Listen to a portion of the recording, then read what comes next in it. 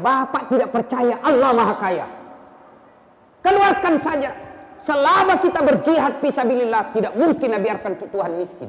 Kisah tadi yang kita dengarkan adalah bersedekah. Sedekah. Alhamdulillah, saya lihat ini muka tahu, semua muka rajin bersedekah. Kita buktikan saja nanti. Ya, yang kok ketawa bos, serius orang ini. Ini ketika kita bicara sumbangan langsung pucat. Bu, halo ibu, bu, itu emas yang ada di tangan tak,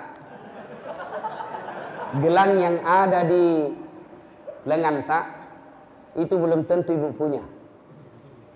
Mati mendadak ki, menantu yang punya. Ya kalau menantu tak baik agamanya, kalau dia juga tidak bagus agamanya, hancur kita. Pak, halo bapak-bapak, rumah tak yang mewah itu belum tentu kita nikmati sampai mati. Ya, begitu kita mati mendadak kena serangan jantung, siapa yang punya itu rumah? Siapa yang punya? Anak, iya kalau anak tak anak baik. Anak tak bagus, anak tak baik agamanya, tapi istrinya panrasu-rasu. Baru suami, baru anak tak takut sama istrinya. Coba, bersedekahlah. Tidak ada orang bangkrut gara-gara sedekah. Itu kalau orang kaya mau pak, tosogi na melo pak, kaya kita orang miskin, kalah kita orang miskin pak. Kalau orang kaya mau, coba orang miskin tahajud, orang kaya juga bisa tahajud. Orang miskin tadarus, orang kaya juga bisa tadarus. Orang miskin puasa Senin Kamis, orang kaya juga bisa puasa Senin Kamis. Orang miskin datang berjamaah, orang kaya juga bisa datang berjamaah. Tapi begitu orang kaya bangun masjid, diam-diam maki kita. Tidak ada uang tak. Orang kaya bersedekah, kita diam-diam, tidak ada uang. Maka orang kaya yang pemurah diriwayatkan kelak nomor 1 masuk surga. Ini ada kisah dalam kitab Tanbihul Ghafilin. Di depan pintu surga ada 4 manusia yang masing-masing mau masuk ke dalam surga nomor 1. 4 manusia. Siapa mereka? 1, orang kaya yang pemurah. 2, haji yang mabrur. 3, orang mati syahid. 4, ustadz, ulama. Bertengkar mereka dalam pintu surga, di depan pintu. Dia bilang orang kaya, saya dulu. Begitu orang kaya mau masuk, dia bilang ini orang yang mati syahid, saya dulu. Bertengkar, akhirnya Allah, hei Jibril, kau turun periksa itu orang. Kenapa dia mau masing-masing nomor 1 masuk ke dalam surga? Turun Jibril, periksa satu-satu. Tersangka pertama, maju. Kenapa kau mau masuk ke dalam surga nomor 1? Jibril, saya dulu mati syahid, membela agama Allah di Palestina.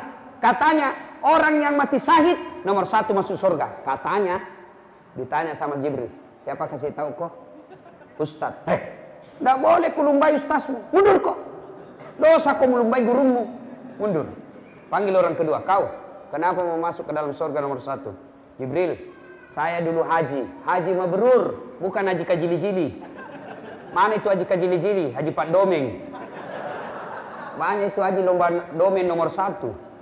Malam pengantin diumumkan, juara domi malam ini hadiah 17 inci televisi. Pemenangnya adalah Haji Baco pasangan Haji Bedu. Haji lomba Pak Domeng. Itu haji kajili-jili itu. Ini haji mabrur. Katanya haji mabrur nomor 1 masuk surga. Katanya. Siapa kasih tahu kok? Ustadz. Nah, mundur kok. Tidak boleh kelumbai ustazmu. Panggil orang ketiga. Kamu, kenapa mau masuk ke dalam surga nomor 1? Jibril, saya dulu kaya kak. Alhamdulillah kekayaanku saya bantu orang miskin. Katanya orang kaya yang pemurah nomor 1 bedek masuk surga. Katanya, saya juga tidak tahu. Nabi bilang Jibril, siapa kasih tahu kok? Nabi bilang Ustadz. Wih, sama, mundur kok. Tidak boleh kelumbai ustazmu. Mundur. Tanya orang keempat, kamu kenapa mau masuk ke dalam surga nomor 1? Dia bilang, saya itu tadi ustaznya cerita ini tadi. Saya lah Ustaz Dasat. Oh, kau Dasat? Oh iya. Tarik balik, masuk aku. Sudah saya. Tinggal beberapa langkah sampai masuk surga. Tiba-tiba, astagfirullah. Kenapa lagi kau istighfar? Jibril, betul saya dakwai mereka. Betul saya nasihati mereka. Betul saya kasih tahu mereka. Tapi saya jadi ustadz karena ada orang kaya kasih saya uang beli buku. Saya jadi ustadz karena ada orang kaya bangun masjid tempat saya dakwah. Saya jadi ustadz karena ada orang kaya bangun sekolah tempat saya nuntut ilmu. Saya jadi ustadz karena jasa-jasanya ini orang kaya. Saya malu dahuluin orang kaya. Biarlah orang kaya yang pemurah dulu masuk ke dalam surga. Akhirnya disepakati di akhirat, orang kaya yang pemurah nomor 1 masuk ke dalam surga. Orang kaya yang pemurah. Orang kaya yang seke, kikir galap paku jambatan. Nomor 1 tonja kau masuk, ke mana? Ke neraka. Pilih maki. Mana ciri-cirinya orang pelit? Orang pelit. Nah, ciri-ciri sudah sitinaja, sudah sepantasnya, sudah sewajarnya berkurban, masih tidak mau. Mana buktinya orang mampu tapi dia tidak mau berkurban? Mana buktinya? Mana mereka? Siapa mereka? Bapak-bapak yang punya handphone harga 2 juta. Pulsanya tiap bulan 100 ribu. Lalu tidak berkurban, bapak dipertanyakan keislamannya. Handphone saja 2 juta. Kambing di sini berapa? Berapa satu kambing di sini? 3 juta. Coba. Handphone saja bapak beli 2 juta. Pulsa tiap bulan 100 ribu. Berarti berapa kita bapak punya? Lalu beli kambing tidak mampu. Siapa lagi mereka ini yang dikhawatirkan berperkara di akhirat nanti? Perokok. Ada perokok di sini? Ada? Tidak ada dalam masjid. Dengar kini yang perokok ya, dengar serius saya ini. Bapak lihat tayangan tadi orang-orang Palestina, ya. Bapak lihat siapa yang membunuh saudara-saudara kita. Saya malah pernah lihat itu di medsos. Anak-anak di baris usia belasan tahun, kira-kira usia 8 tahun, 9 tahun, 11 tahun. Diikat di tiang-tiang seperti ini. Diikat tangannya, lalu datang tentara Israel, dia gerek semua lehernya. Itu bukan rekayasa karena ada videonya. Siapa yang lakukan? Orang Yahudi kepada orang Islam. Bapak tahu, orang Islam yang ada sekarang di Al-Quds, yang ada di situ tinggal 100.000 orang. 100.000 orang saja lagi. Semua sudah keluar, tidak tahan disiksa. Coba, tahu tidak itu Palestina? Orang Yahudi dulu datang ke Palestina, ibaratnya, kalau tinggal di Tanjung Redap ini, Tanjung Redap, ya, cocok di Tanjung Redap namanya ini kota. Nah, dia tadinya hanya tinggal di pesisir sungai, sedikit saja, kira-kira hanya 10 kilo persegi dia miliki. Lambat laun menjadi 50 kilo, menjadi 100 kilo. Akhirnya apa? Lebih banyak sekarang wilayahnya orang Yahudi daripada orang Islam. Dan apa hubungannya sama rokok? Bapak tahu yang punya rokok?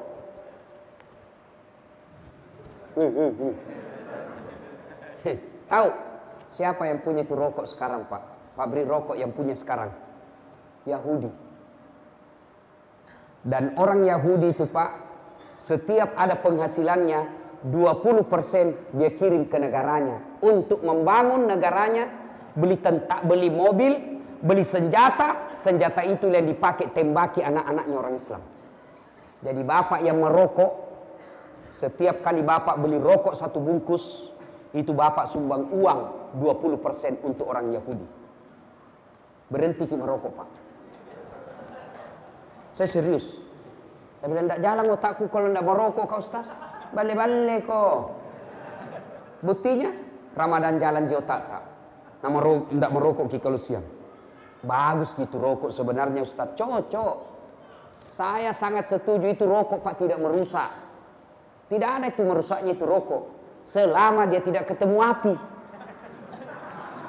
Boleh nih. Yang penting jangan kasih ketemu api. Tidak merusak itu rokok. Yang penting jangan kasih api. Kalau dia sudah ketemu api, maka solangi. Itu orang perokok biasa juga saya lihat kurang kerjaan. Sandar-sandar. Itu jenis kerja 10 menit.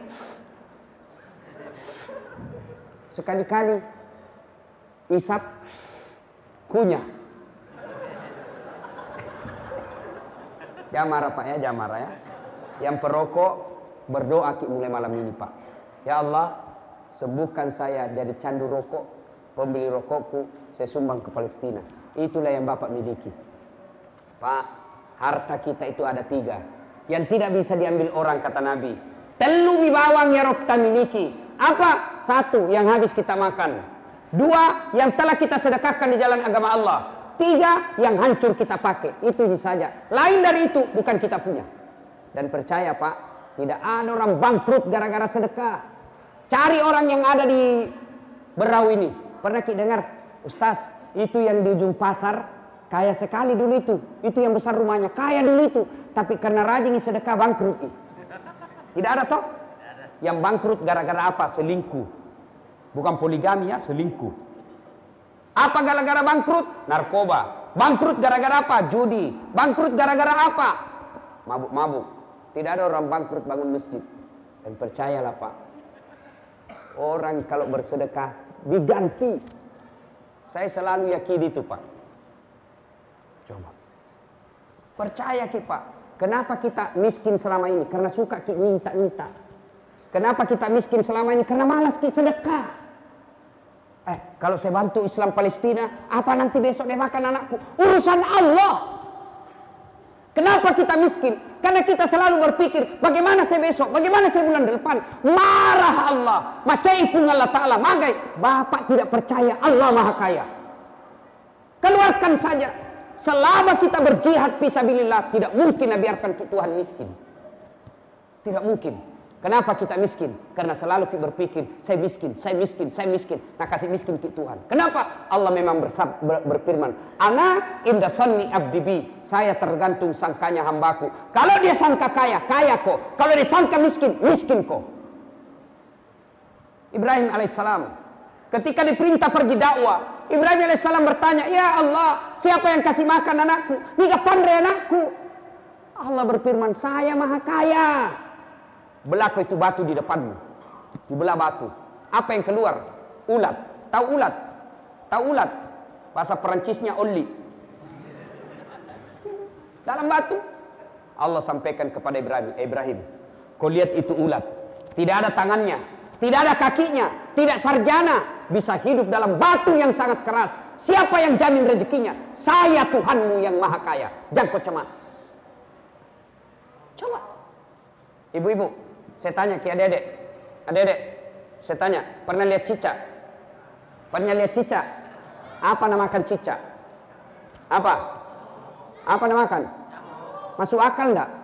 Cicak enggak bisa terbang. Makan nyamuk yang bisa terbang. Bagaimana akalnya itu? Enggak masuk akal toh? Iya. Bagaimana caranya? Enggak masuk akal. Satu terbang, satu di dinding. Masih ingat lagu waktu kecil? Cicak-cicak di dinding, diam-diam merayap. Datang.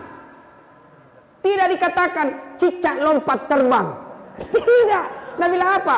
Cicak-cicak di dinding, diam-diam merayap. Datang. Datang itu nyamuk yang datang yang masuk ke mulutku. Coba. Allah yang perintah itu nyamuk masuk ke mulutnya cicak. Coba. Kenapa kita miskin Pak? Karena kita tidak mau bersedekah. Maka malam ini kalau Bapak mau kaya, sedekah Pak. Kalau ada uang tak jangan kasih pulang. Saya serius, jangan ketawa. Serius ini Pak, pasui Pak. Percaya ke Allah pasti ganti. Saya sering sekali lakukan itu. Contoh lagi, sebelumnya itu yang saya cerita tadi. Selesai lebaran, hari keempat selesai lebaran. Saya pergi kantor. Tiba-tiba di depan kantor ada penjual ikan. Penjual ikan ini biasanya kan pakai motor nih sekarang, pakai sepeda paling tidak. Ini jalan kaki, gerobak. Ikan yang dia jual, busuk. Saya bilang, siapa mau beli ini? Saya panggil lah, dayang, saya kaki. Singgahlah dia. Siapa kate? Berapa harganya? Saya bilang, nak, 100.000. Bungkus ki. Sudah ada bungkus. Ku kasih uang 100.000. Makasih mak. Tiap maki. Jangan maki, kasih ke ikan. Bawa maki pulang kita makan sama keluarga tak. Sudah, nak cium lah itu uang. Nak cium itu uang 100.000 sambil berdoa. Ya Allah mudahkan rezekinya. Puang, ya kasih panjang umurnya, murahkan rezekinya. Pergilah. Itu kira-kira jam 8 pagi. Jam 1 siang, saya pergi ceramah di Hotel Clarion. Acaranya Pak Menteri Pertanian, Pak Amran Sulaiman. Sampai ceramah halal bihalal. Tidak ada Pak Menteri. Saya WhatsApp, Pak Menteri. Tidak ada di sini. Saya mau ketemu ini. Sakit kah Ustaz? Ketemu Ki di rumah nanti Ustaz. Selesai acara langsung Ki ke rumah. Baik Pak Menteri, saya siap ke sana. Selesai acara saya ke rumah beliau. Sampai di rumah beliau cerita-cerita, mau maghrib, saya bilang, "Tabe Pak Menteri, mau mie asan, saya mau pulang dulu." Saya bilang, "Pak Menteri, tunggu dulu Ustaz. Buru-buru Kak Pak Menteri, tunggu dulu 2 menit saja." Dalam hatiku, amam nih. Amam ini, amal lagi. Masuklah dia di kamar. Masuk di kamar, keluar, bawa bungkusan. Berapa yang saya kasih tadi, tukang ikan? Berapa? 100.000. Begitu Pak Menteri keluar, bungkusan. Langsung nak kasih. "Tabe Ustaz, ini tadi honornya yang ceramah di hotel." Sudah mi ada mi honornya nak kasih ke panitia. Pada dalam hatiku, cepat maki. Sudah, sampai. Begitu saya naik mobil, buka. Berapa isinya? 25 juta. 100.000 saya kasih keluar, Allah ganti 25 juta. Percaya kita. Maka keluarkan ini. Dan yang kita bantu Pak, bukan orang lain, saudara kita yang lagi menderita. Syukurnya bukan kita yang begitu. Syukurnya bukan kita yang rusuh. Bagaimana kalau kita yang rusuh? Biar banyak uang tak, kalau rusuh di negara tak susah. Alhamdulillah. Sebagai rasa syukur kita, mari kita bantu. Ya mau berkurban. Ada yang mau berkurban tahun ini? Tahun lalu saya kurban di Berau Ustaz. Tahun lalu saya kurban di Bontang. Tahun lalu saya kurban di Sulawesi. Tahun ini kita kurban. Tidak usah kurban di Berau. Kurbannya di mana? Di Palestina. Bagaimana caranya? Uang harga kurban kita itu kasih ke panitia aman Palestina. Biar mereka yang sampaikan ke Palestina. Saya baru-baru pulang dari Turki. Seminar tentang membicarakan pembebasan Al-Quds. Salah satu cara membantu mereka. Mereka butuh bantuan kita. Selain doa, juga mereka butuhkan uluran tangan. Adik-adik mau 50.000, 100.000, itu sudah bantuan. Dan Allah pasti ganti. Percaya, tidak ada orang yang bersedekah sengsara hidupnya.